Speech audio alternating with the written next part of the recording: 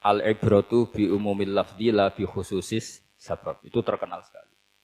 Jadi Nabi karena seorang manusia, apapun hebatnya Nabi ini seorang manusia, tentu kalau ngandani cara Jawa atau menghitobi, pasti ngendikan sama yang di depannya. Tapi bukan berarti hukum ini khusus pada yang di depannya, tapi menjadi umum. Kenapa menjadi umum? Ya karena kebaikan itu boleh dilakukan oleh siapa saja. Misalnya Rasulullah ngendikan sama Mu'ad, ya Mu'ad inni uhibbuka, fala tada'anna dubura kulli sholatin. Wa fi riwayatin faqul fi duburi kulli sholatin, Allahumma a'inni ala zikrika wa syukrika wa husni ibadatik. Itu jelas kalimatnya Nabi, ya Mu'ad, saya mencintai kamu. Maka jangan pernah engkau tinggalkan setelah sholat, kamu membaca Allahumma a'inni ala zikrika wa syukrika wa husni ibadatik. Ya Allah, tolonglah kami supaya selalu mengingat engkau ala zikrika dan mensyukuri nikmat engkau, dan tolong kami selalu beribadah kepada engkau. Lalu kalau melihat asbabil wurud, kalau dalam ilmu hadis biasanya disebut asbabil wurud, kalau dalam ilmu Quran disebut asbabin nuzul, tentu yang didhawuhi itu ya Mu'ad. Tapi Anda tidak boleh begini, saya tidak wiridan itu, yang disuruh Nabi kan Mu'ad, saya kan tidak Mu'ad. Itu tidak boleh seperti itu. Makanya kita tidak boleh terlalu tekstual, karena tadi resikonya Anda tidak mengikuti kaidah al-ibratu bi umumil lafzi la bi khususi sabab. Sebab itu saya tadi di kantor rektorat ya Pak Ordas ya, bilang nanti untuk kajian yang di kantor rektorat pakai kitab Syajaratul Ma'arif, karena kitab itu juga yang sekarang dalam proses penerjemahan saya dengan Pak Quraisyab di PSG, yang di sini pakai kitab Itqon. Nanti mulai bulan depan, karena saya dipaksa untuk meneruskan. Ini sudah kayak Tuhan saja maksa-maksa. Itu pakai kitab Itqon. Nanti babnya tak kasih yang mendesak untuk diketahui. Termasuk apa? Al-ibratu bi umumil lafzi la bi khususis sabab. Sehingga di Quran misalnya begini, ada cerita begini. Nabi Isa itu bilang begini, saya ini siapa? Saya ini adalah orang, kata Nabi Isa, wa ja'alani mubarakan aynama kuntu. Saya adalah orang yang di mana-mana itu memberi berkah, memberi manfaat kepada siapa saja. Itu jelas tentang Nabi Isa. Tapi oleh ulama dikasih judul yang umum. Babu nafil ibad bikullil bilad. Bab bahwa seseorang harus bermanfaat hidup di mana saja, kapan saja. Meskipun itu Allah cerita tentang Nabi Isa. Tidak bisa kamu bilang itu kan Isa, saya kan tidak Isa. Tidak bisa seperti itu. Isa adalah ibaratun an ahlil khairi. Isa adalah figur orang baik. Tentu yang dilakukan baik. Tentu kebaikan boleh ditiru siapa saja. Jadi sehingga nanti pada akhirnya nama-nama yang disebut Allah di Quran itu kalau nama orang baik tentu kita boleh ikut. Paham ya? Kalau nama orang buruk tentu kita tidak boleh ikut. Ya gitu aturannya. Sehingga tadi ada al-ibratu bi umumil lafzi la bi khususi sabab. Jadi yang jadi pegangan adalah standar kalimat umum dengan pemaknaan yang ditentukan ulama. La bi khususi sabab tidak terkait sebab itu. Misalnya yang paling masyhur tentu dalam hadis Madinah itu kira-kira kan utaranya Mekah ya, kira-kira ya. Utaranya Mekah apa selatannya? Utaranya kayak, utaranya. Dulu penduduk Madinah itu kalau bikin kloset itu, pokoknya kalau qada'ul hajat itu menghadap ke utara atau selatan. Terus kata Rasulullah, kalau kamu sedang qada'il hajat, sedang buang kotoran tuh jangan menghadap Ka'bah, juga jangan membelakangi Ka'bah. Itu Nabi redaksinya unik. Walakin syarriku aw gharibu. Tetapi kamu menghadap barat atau menghadap timur. Itu semua riwayat walakin syarriku aw gharibu, tapi kamu menghadap barat atau timur.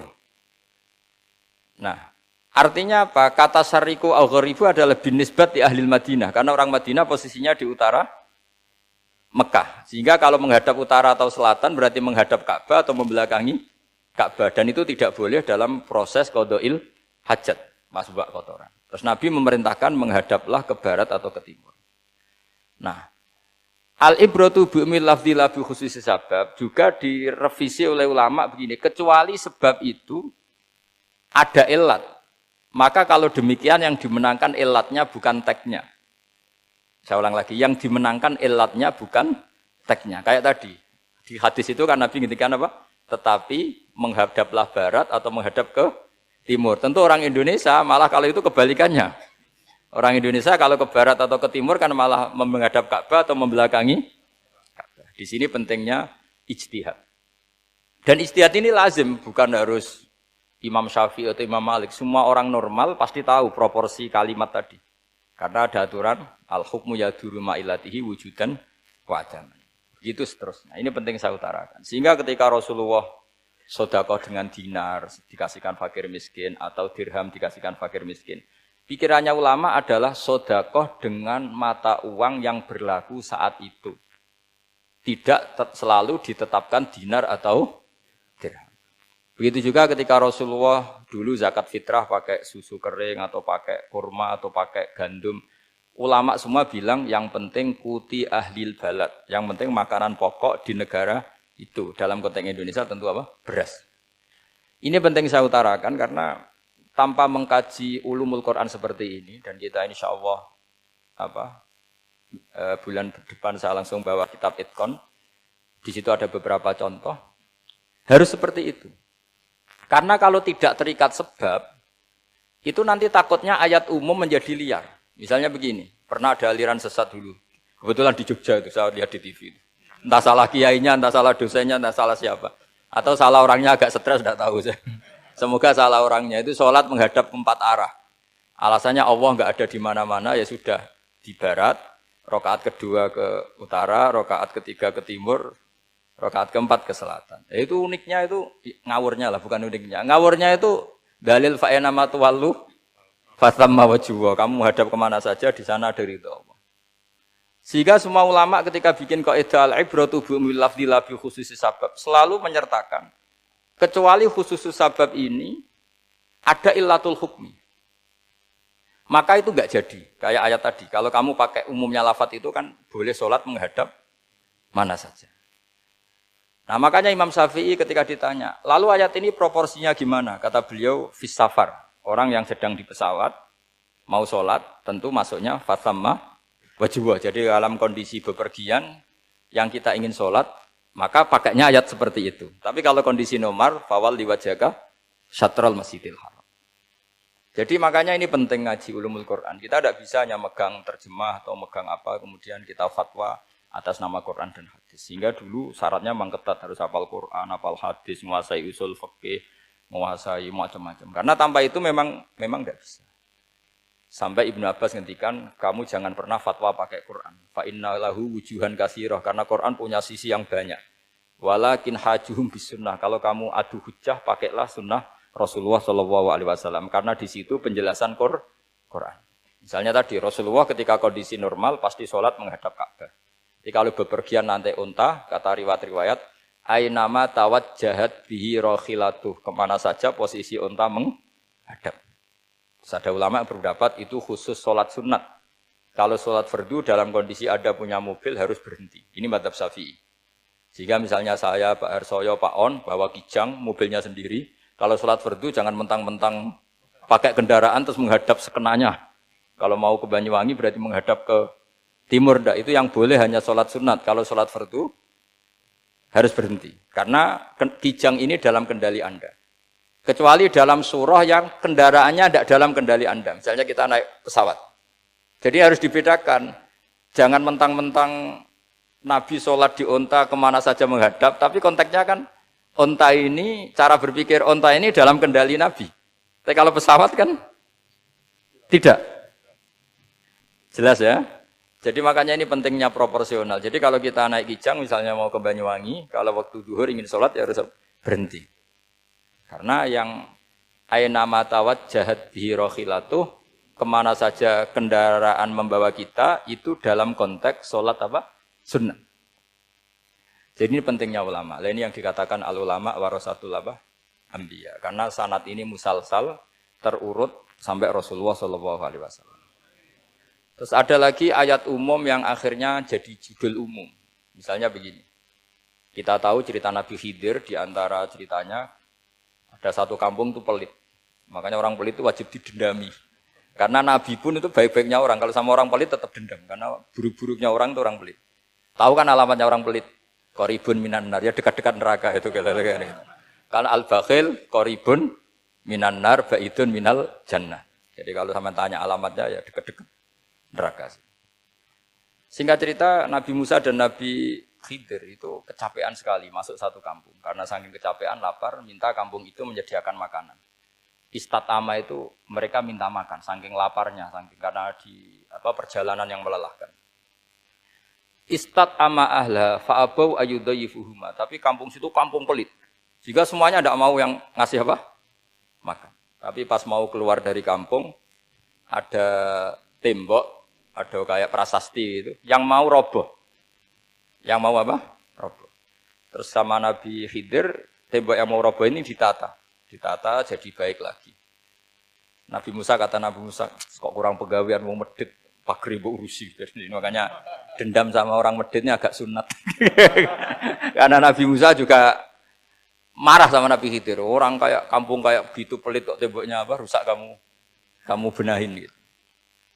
Terus Nabi Khidir menjawab, wa amal jidaru fakana lil ghulamaini yatimaini fil madinati wa kana tahtahu kanzul lahumma wa kana abuhuma sholihah. Begini loh, tembok ini adalah penyimpan harta. Penyimpan harta untuk anak yatim. Bapaknya dulu itu soleh. Artinya terus dibabkan oleh ulama. Babu ikrami sibyanil mu'minin. Bab kita memuliakan anak-anak orang soleh. Sehingga dalam adat kita menghormati Habib, menghormati Gus, menghormati anak pahlawan, menghormati orang-orang yang dulu berjuang kepada untuk Indonesia. Karena di antara yang dipertimbangkan Nabi Khidir adalah wakana abuhuma sholihah. Tentu kita menghormati putra-putri yang dulu mendirikan UII, macam-macam. Ya tentu proporsional, tapi tetap saja dapat poin dulu atas nama putra pahlawan, putra orang-orang soleh. Karena Nabi Khidir ketika mempertimbangkan itu, alasannya wakana abuhuma sholihah. Fa'aroda rabbuka yablugha ashuddahuma wastakhrijakan zahuma. Tentu Allah ingin kalau tembok ini roboh, kemudian kelihatan khazanahnya atau tabungannya, nanti dipakai orang-orang zalim. Kalau dipakai orang zalim, maka yang berhak tidak mendapatkan. Sama. Negara ini itu dimerdekakan oleh para pahlawan supaya dikelola secara kesolehan, supaya dikelola secara orang baik. Maka orang soleh semua harus ikut kompetisi dengan tanda kutip merebut negara. Karena apa? Tapi tentu tidak perlu chaos, tidak perlu anarkis, karena tentu kemerdekaan ini dibela-belain supaya kita jadi baldatun thayyibatu wa rabbun ghafur. Sama, pertimbangannya Nabi Khidir, kalau ini kebongkar, tersibak, pasti diambil orang-orang zalim. Dan akhirnya yang yatim tadi tidak dapat. Akhirnya dibabkan lagi di bab tertentu. Bab menjaga harta supaya tidak dikuasai orang zalim. Jadi akhirnya menjadi sekian varian ilmu. Pertama, varian ilmu bab menghormati anak orang soleh. Terus bab supaya harta ini tidak dikuasai orang zalim dan seterusnya. Nah saya harapkan nanti dengan ulumil Quran kitab Itqan itu nanti aturan-aturan seperti itu tertanam pada Anda. Sehingga sebetulnya ulama fikih yang ngarang kitab sampai satu boto-boto itu sebetulnya ya normal-normal saja. Kalau sampean sudah mengkaji ilmu yang kayak saya kaji itu normal-normal saja. Misalnya begini, saya beri contoh ya. Orang munafik itu disifati Allah gimana? Wa idza qamu ilas sholati qamu kusala. Orang-orang munafik adalah orang ketika mau sholat itu bermalas-malasan. Terus kitab Fathul Mu'in atau Fathul Wahhab atau kitab semua kitab fikih bikin judul gini. Saya masih ingat takbirnya. Wa yusannu nasyatun li sholatin. Disunatkan kalau sholat itu ketok gumrigah, ketok semangat. Fa inna Allaha ta'ala dzamma tarikihi. Karena Allah mengkritik atau menyalahkan orang yang kalau sholat itu tidak nasyat, tidak gumrigah, tidak semangat. Mergo seperti itu adalah fi'lul munafikin. Perilakunya orang munafik. Terus ditulis wa idza qamu ilas sholati qamu kusala. Artinya di situ Allah mengkritik orang munafik. Kenapa? Karena kalau sholat males-malesan. Anda ingin bersifat kayak orang munafik apa bersifat kayak Rasulullah? Tentu ingin seperti Rasulullah. Kalau ingin seperti Rasulullah ya wasari'u ila maghfiratim mir rabbikum. Kalau ada kebaikan harus cepat-cepat, harus disegerakan. Nah, sehingga nanti babnya ya sudah tidak tentang orang munafik. Babnya begini, babul musara'ah ilal khairat wa tarkil kasli bab bergesa-gesa atau bergegas dalam kebaikan dan meninggalkan malas. Jadi tidak lagi tentang sholat, tapi tentang kebaikan apa saja. Jadi kalau kamu punya hutang bisa nyaur jam 7, nyaur jam 9 pasti disalahkan Allah. Karena bisa saja dalam 2 jam ini kita mati. Paham ya? Begitu juga kalau kita sholat bisa awal waktu, kenapa tidak awal waktu? Meskipun akhir waktu ya dibolehkan. Itu ya tadi babnya ya tentang wa idza qamu, orang munafik itu ya seperti itu. Akhirnya apa? Ayat ini turun tentang orang munafik tapi pemaknaannya